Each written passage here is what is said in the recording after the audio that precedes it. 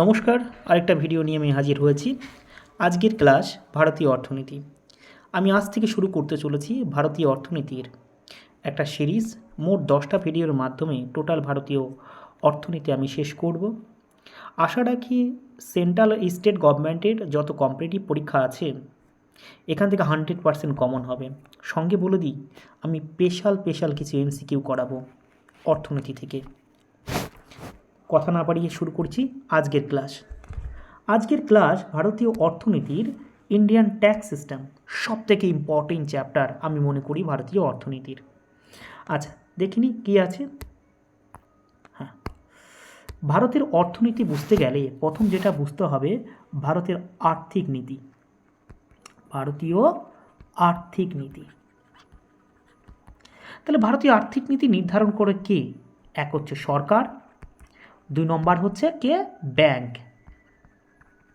অর্থাৎ সরকার যে আর্থিক নীতি গ্রহণ করে তার আরেক নাম কি? ফিসক্যাল পলিসি, বা ইংলিশে আর বাংলায় হচ্ছে রাজস্ব নীতি। আর ব্যাংক যে আর্থিক নীতি গ্রহণ করে তার নাম হচ্ছে মনিটারি পলিসি। মনিটারি পলিসি অর্থাৎ ফিসক্যাল পলিসির মধ্যে কোন কোন টার্ম পড়বে? কোন কোন টার্ম পড়বে? অর্থাৎ সরকারের যত অর্থনীতির টার্ম রয়েছে, যেমন ট্যাক্স, বাজেট, সরকারি প্রাপ্তি, এগুলো সব কিসের মধ্যে পড়ছে? ফিসক্যাল পলিসির মধ্যে পড়ছে। আর মনিটারি পলিসির মধ্যে যে ব্যাংকের টার্মগুলো রয়েছে, কি কি রয়েছে? যে CRR, SLR, bank rate, repo rate, এইগুলো সব পড়ছে। এক কথায় ব্যাংক সংক্রান্ত সমস্ত নীতিকে বলা হয় তাকে মনিটারি পলিসি। সরকারের সমস্ত আর্থিক নীতিকে বলা হয় ফিসক্যাল পলিসি। এখান থেকে কিন্তু কিছু কোশ্চেন থাকে, নিম্নলিখিত কোনটা ফিসক্যাল পলিসির মধ্যে, কোনটা মনিটারি পলিসির মধ্যে পড়ছে। অর্থাৎ সরকার যত নীতি গ্রহণ করছে তাকে ফিসক্যাল পলিসি, আর ব্যাংক যে আর্থিক নীতি গ্রহণ করছে তাকে বলা হয় তাকে মনিটারি পলিসি। আশা করি সকলেই বুঝতে পেরেছে। চলে যাব নেক্সট স্লাইডে। কি আছে নেক্সট স্লাইডে? রয়েছে যে এখানে ফিসক্যাল পলিসির কম্পোনেন্টগুলো কী কী রয়েছে। 1 নম্বর রয়েছে সরকারি প্রাপ্তি, 2 নম্বর সরকারি ব্যয়, 3 নম্বর সরকারি ঋণ। তাহলে সরকারি যে প্রাপ্তি, সরকারি ব্যয়, সরকারি ঋণ, এগুলো কোন ফান্ডের মাধ্যমে করে? মোট 3টে সরকারের ফান্ড রয়েছে। একটাকে বলা হয় কনসলিডেটেড ফান্ড অফ ইন্ডিয়া, এটা সংবিধানের 266 1 নম্বর ধারায় রয়েছে। আরেকটা ফান্ড রয়েছে কন্টিজেন্সি ফান্ড অফ ইন্ডিয়া, এটা 267 নম্বর ধারায় রয়েছে। আরেকটা রয়েছে পাবলিক অ্যাকাউন্ট, এটা 266 2 নম্বর ধারায় রয়েছে। খুব ইম্পর্টেন্ট, আবার বলছি, contingency fund 266 1, public account 266 2, contingency fund 267 নম্বর ধারায় রয়েছে। আমরা এই 3টে অ্যাকাউন্ট সম্পর্কে খুঁটিনাটি জেনে নেব। আচ্ছা, এখানে রয়েছে কন্টিজেন্সি ফান্ড, কত নম্বর ধারায় মনে আছে? 266 1 নম্বর ধারায় রয়েছে। এখানে সমস্ত রকম সরকারি অর্থ এখানে থাকে। তবে এখান থেকে টাকা তুলতে গেলে বা অর্থ তুলতে গেলে পার্লামেন্টে বিল পাস করাতে হয়। নেক্সট রয়েছে কন্টিজেন্সি ফান্ড অফ ইন্ডিয়া, এইখানে কন্টিজেন্সি বলতে ইমার্জেন্সি সময়ে এখান থেকে টাকা তোলা হয়। যে এই কন্টিজেন্সি ফান্ড 267 নম্বর ধারায় আছে। এখানে কার হাতে ন্যস্ত আছে? এটা রাষ্ট্রপতির হাতে ন্যস্ত আছে। এই লেখা আছে এখানে যে প্রধানমন্ত্রী বা মন্ত্রিসভার পরামর্শে এখান থেকে টাকা তোলা হয়। ঠিক আছে, নেক্সট চলে আসবো পাবলিক অ্যাকাউন্ট।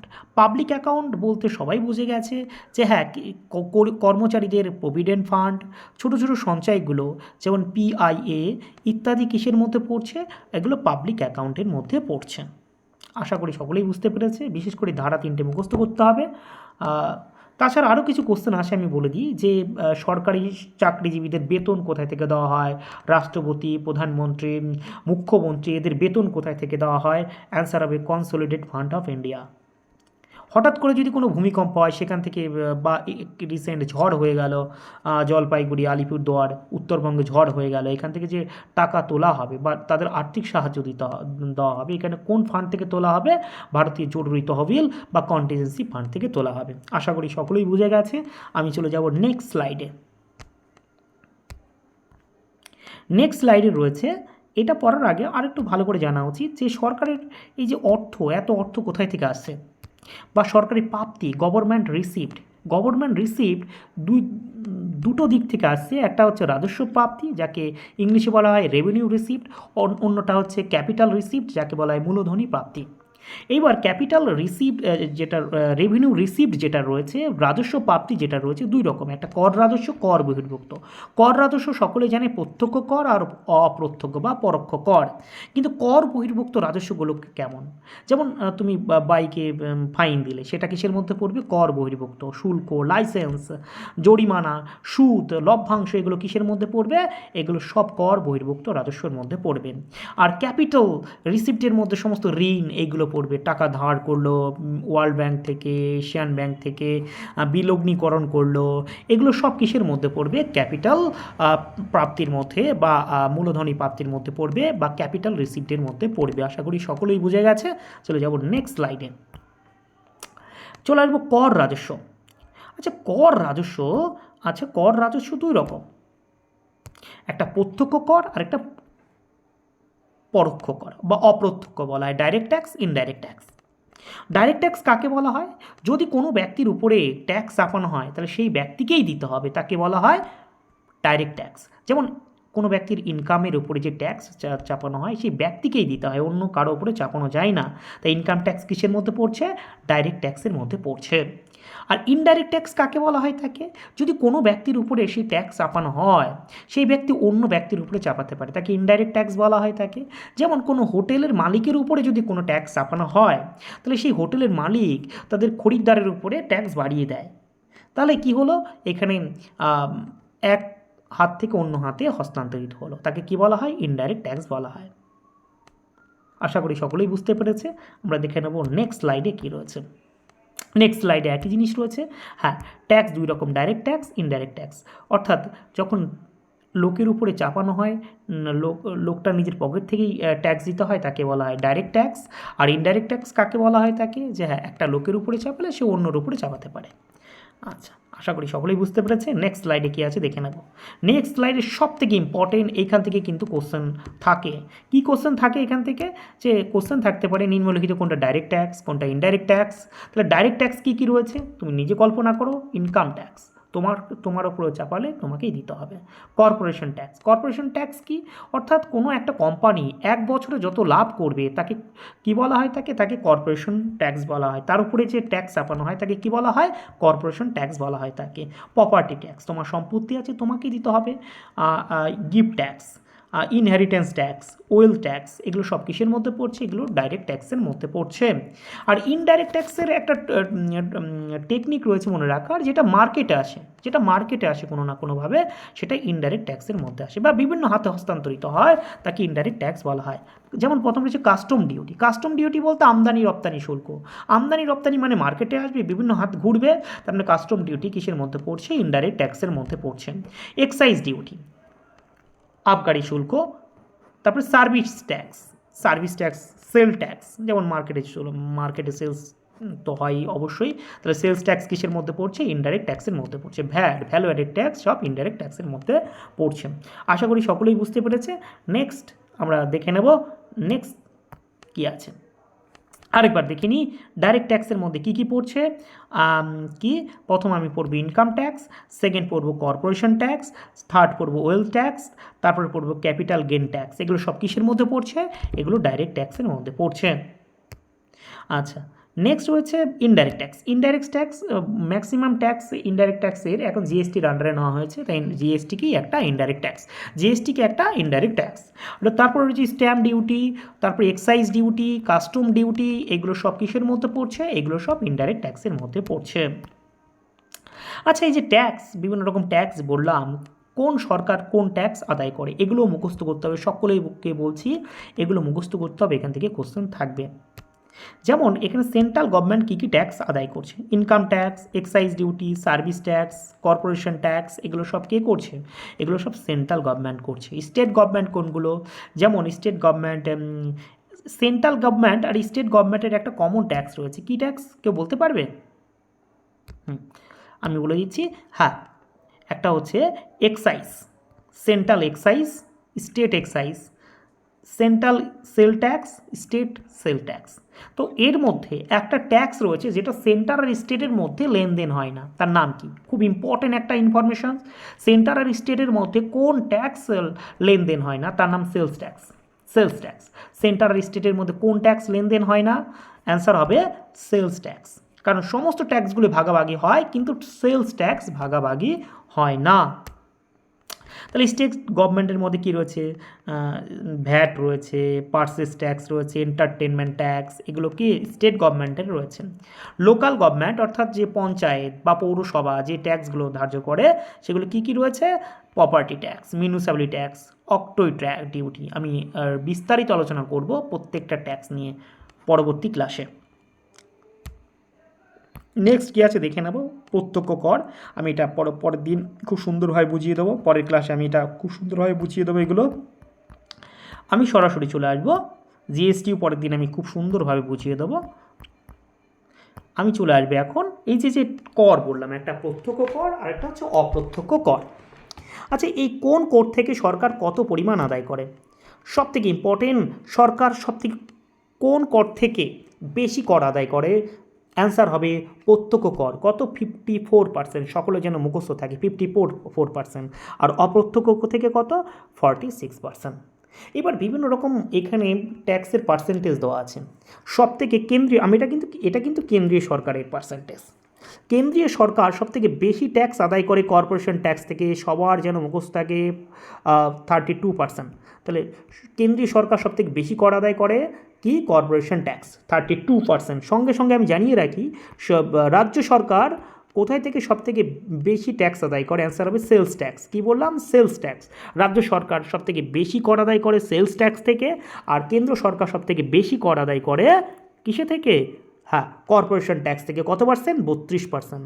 আচ্ছা, 32%-এর পর সেকেন্ড রয়েছে ইনকাম ট্যাক্স, কত? 22%। আরেকবার স্মরণ করে নিই, সবথেকে বেশি হচ্ছে কর্পোরেশন ট্যাক্স 32, সেকেন্ডে ইনকাম ট্যাক্স, থার্ডে রয়েছে এক্সাইজ ডিউটি 16%। আশা করি সকলেই বুঝতে পেরেছে। নেক্সট স্লাইডে কী আছে একবার দেখে নেব। নেক্সট স্লাইডে খুব গুরুত্বপূর্ণ জিনিস রয়েছে যে আমরা ওভারঅল সমস্ত ট্যাক্সকে 3 ভাগে ভাগ করতে পারি। একটা হচ্ছে progressive tax, regressive and proportional tax. Progressive tax বলতে কী বোঝায়? বাংলায় যাকে বলা হয় প্রগতিশীল ট্যাক্স। যে যত অ্যামাউন্ট কম হবে, যত টাকার পরিমাণ কম হবে, যত কম হবে, ঠিক ট্যাক্সের রেট তত কম হবে, তাকে বলা হয় প্রোগ্রেসিভ ট্যাক্স। অর্থাৎ এই প্রোগ্রেসিভ ট্যাক্সের উদ্দেশ্যটা কি? আচ্ছা, আর্থিক সাম্যতা স্থাপন, অর্থাৎ যার কাছে যত বেশি টাকা তার উপরে বেশি পরিমাণ ট্যাক্স জারি হবে, পার্সেন্টেজ জারি হবে। তার মানে প্রোগ্রেসিভ ট্যাক্সের কারা লাভবান হবে? গরিব, অর্থাৎ দারিদ্র সীমার নিচে বা দারিদ্র রয়েছে তারা সকলেই কী হবে? প্রোগ্রেসিভ ট্যাক্স থেকে লাভবান হবে। নেক্সট চলে আসবো রিগ্রেসিভ ট্যাক্স। এটা আবার উল্টো, যে যত অ্যামাউন্ট বাড়তে থাকবে তত ট্যাক্সের পরিমাণ কমতে থাকবে। যেমন তুমি মার্কেটে যদি যাও, যত বেশি পরিমাণ জিনিস কিনবে তত কম দামে পাওয়া যাবে।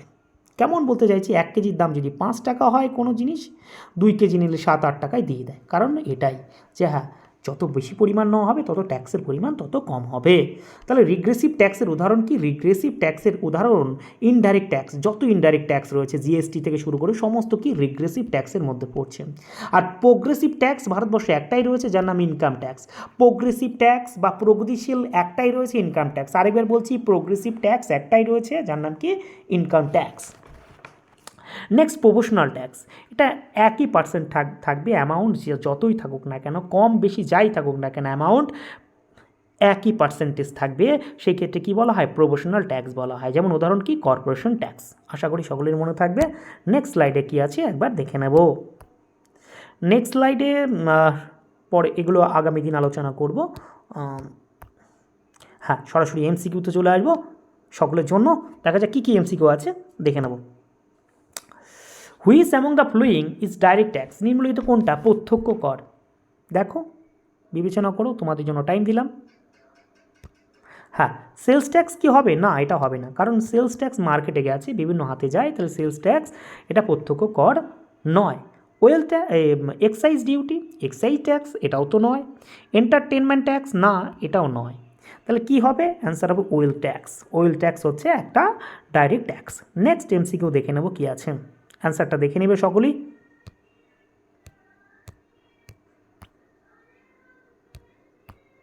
Next, which among the following is largest source of income of central government? নিম্নলিখিত থেকে কোনটা সব থেকে বেশি ইনকাম আসে সেন্ট্রাল গভর্নমেন্টের? ডাইরেক্ট ট্যাক্স, হ্যাঁ অবশ্যই ডাইরেক্ট ট্যাক্স, সবাই জানে ডাইরেক্ট ট্যাক্স, মনে আছে কত পার্সেন্ট? 54%, ইনডাইরেক্ট 46%। নেক্সট স্লাইডে কী আছে দেখে নেব, হ্যাঁ অ্যান্সার দেওয়া আছে, সকলে একবার দেখে নেবে। নেক্সট হচ্ছে ইনডাইরেক্ট ট্যাক্স বাই নেচার আর, তাহলে ইনডাইরেক্ট ট্যাক্স কী নেচারে পড়ছে? রিগ্রেসিভ, প্রোগ্রেসিভ, ডিগ্রেসিভ, রিগ্রেসিভ, প্রপোর্শনাল, কী হবে সকলের মনে আছে? যত ইনডাইরেক্ট ট্যাক্সে যত অ্যামাউন্ট বাড়বে ট্যাক্সের রেট তত কমবে, তাকে কী বলা হয়? রিগ্রেসিভ, অর্থাৎ অ্যান্সার হবে রিগ্রেসিভ ট্যাক্স। একবার দেখে নাও, হ্যাঁ রিগ্রেসিভ ট্যাক্স। পরবর্তী কোশ্চেন আছে কি দেখে নেব, which of the following is not the source of the revenue of central government? নিম্নলিখিত কোনটা সেন্ট্রাল গভর্নমেন্টের রেভিনিউ নয়? আচ্ছা, ইনকাম ট্যাক্স, ইনকাম ট্যাক্স অবশ্যই সেন্ট্রাল গভর্নমেন্টের, কর্পোরেশন ট্যাক্সও সেন্ট্রাল গভর্নমেন্টের, এক্সাইজ ডিউটি সেন্ট্রাল গভর্নমেন্টের রয়েছে, এক্সাইজ ডিউটি কিন্তু রাজ্য সরকারও রয়েছে এবং কেন্দ্র সরকারের রয়েছে, কিন্তু agriculture income tax, agriculture totally কার উপরে থাকছে? রাজ্য সরকারের উপর থাকছে। এগ্রিকালচার, আবার বলছি এগ্রিকালচার রাজ্য সরকারের উপরে থাকছে। নেক্সট কোশ্চেন কী আছে দেখে নেব, which of the following tax is not collected by central government? নিম্নলিখিত কোনটা সেন্ট্রাল গভর্নমেন্ট আদায় করে না? কী হবে? কী হবে? অ্যান্সার হবে প্রফেশনাল ট্যাক্স। প্রফেশনাল ট্যাক্স কে কাটে? রাজ্য সরকার। প্রফেশনাল ট্যাক্স আরেকবার স্মরণ করে নাও, তাহলে কী কী পেলাম? এগ্রিকালচার, এগ্রিকালচার, প্রফেশনাল, এন্টারটেনমেন্ট, এগুলো কে ধার্য করছে? এগুলো রাজ্য সরকার ধার্য করছে। নেক্সট কোশ্চেন দেখে নেব কী আছে, if the tax rate increase the higher level of income it shall called, অর্থাৎ অ্যামাউন্ট বাড়ার সঙ্গে সঙ্গে ট্যাক্সের রেট বেড়ে যাবে, তাকে কি বলা হয়? সকলেই জানে কি বলা হয়? তাকে বলা হয় প্রোগ্রেসিভ ট্যাক্স। তাকে কি বলা হয়? Progressive tax. নেক্সট কোশ্চেন দেখে নেব কী রয়েছে, which of the following tax is not shared between union and states? আমি বারে বারে বলেছি যে সেন্টার আর স্টেটের মধ্যে কোন ট্যাক্স লেনদেন হয় না। কী হবে অ্যান্সার? অ্যান্সার কী হবে? অ্যান্সার হবে সেলস ট্যাক্স। সেলস ট্যাক্স লেনদেন হয় না। দেখে নাও একবার অ্যান্সার। নেক্সট কোশ্চেন দেখে নেব, among the tax revenue of the union government what is the largest source? বলছে সেন্ট্রাল গভর্নমেন্টের সবথেকে বড় সোর্স কোনটা এর মধ্যে? অ্যান্সার কোনটা হবে? অ্যান্সার হবে কর্পোরেশন ট্যাক্স। মনে আছে কর্পোরেশন ট্যাক্স কত পার্সেন্ট? 32%। তারপর ইনকাম ট্যাক্স কত? 22%। তারপর 16% ছিল এক্সাইজ। আশা করি সকলের মনে আছে। তাহলে সেন্ট্রাল গভর্নমেন্টের সব থেকে বড় আয়ের উৎস কোনটা? কোন ট্যাক্স? Answer corporation tax. আর স্টেট গভর্নমেন্টের কোনটা? Sales tax. নেক্সট কোশ্চেন দেখে নেব কী রয়েছে, the largest source of revenue of union government is, একই কোশ্চেন, এর মধ্যে কোনটা সব থেকে বেশি সেন্ট্রাল গভর্নমেন্টের? এখানে প্রথম কে ছিল? প্রথম ছিল কর্পোরেশন, সেকেন্ড ইনকাম, থার্ডে ছিল হচ্ছে এক্সাইজ, অর্থাৎ এখানে অ্যান্সার হবে কর্পোরেশন, যেহেতু নেই ইনকাম ট্যাক্স। নেক্সট কোশ্চেন দেখে নেবো কী আছে, which of the following is an indirect tax? নিম্নলিখিত কোনটা হচ্ছে ইনডাইরেক্ট ট্যাক্স? অপ্রত্যক্ষ কর। সকলেই আশা করি অ্যান্সার করতে পারবে। কী হবে answer? Excise duty. Excise duty এটা একটা ইনডাইরেক্ট ট্যাক্স। নেক্সট কোশ্চেন দেখে নেব, tax on profession can be profession can be levied by? Profession tax কে ধার্য করে? সবাই জানে কী হবে? State government. প্রফেশন ট্যাক্স কে? State government. তাহলে স্টেট গভর্নমেন্টের কী পেলাম? এগ্রিকালচার। 2 নম্বর কি? 2 নম্বর পেলাম প্রফেশন। 3 নম্বর এন্টারটেনমেন্ট। এই ট্যাক্সগুলো কে ধার্য করছে? এই ট্যাক্সগুলো ধার্য করছে স্টেট গভর্নমেন্ট। এগুলো খুব important, agriculture profession, agriculture profession, agriculture profession, entertainment, খুব ইম্পর্টেন্ট। নেক্সট দেখে নেব কী রয়েছে, which among the following is an example of progressive tax? নিম্নলিখিত কোনটা প্রোগ্রেসিভ ট্যাক্সের উদাহরণ? একটাই ট্যাক্স রয়েছে প্রোগ্রেসিভ ট্যাক্স, সকলেই জানে, ইনকাম ট্যাক্স। নেক্সট কোশ্চেন আমি দেখে নেব কী রয়েছে, which tax cause burden on the poorer section of the society?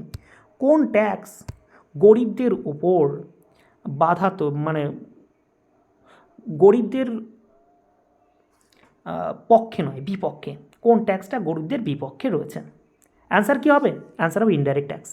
কারণ এটি ইনডাইরেক্ট ট্যাক্স রিগ্রেসিভ ট্যাক্সের মধ্যে পড়ছে, কারণ যত অ্যামাউন্ট বেশি হবে তত যত অ্যামাউন্ট কম হবে তত ট্যাক্সের পরিমাণ বেশি, অর্থাৎ যারা গরিব তাদের কাছে তো অ্যামাউন্ট কম থাকবেই, তাই এখানে কোনটা হবে অ্যান্সার? ইনডাইরেক্ট ট্যাক্স হবে। নেক্সট কোশ্চেন দেখে নেব কী রয়েছে। হ্যাঁ, which among the following is not direct tax? নিম্নলিখিত কোনটা ডাইরেক্ট ট্যাক্স নয়? বলো কোনটা ডাইরেক্ট ট্যাক্স নয়? অ্যান্সার হবে নান অফ দিস, সবগুলোই অ্যান্সার হবে নান অফ দিস। আশা করি সকলেই বুঝতে পেরেছে। আজকে ক্লাসে এই অবধি, সকলকে ধন্যবাদ জানিয়ে আজ এই অবধি।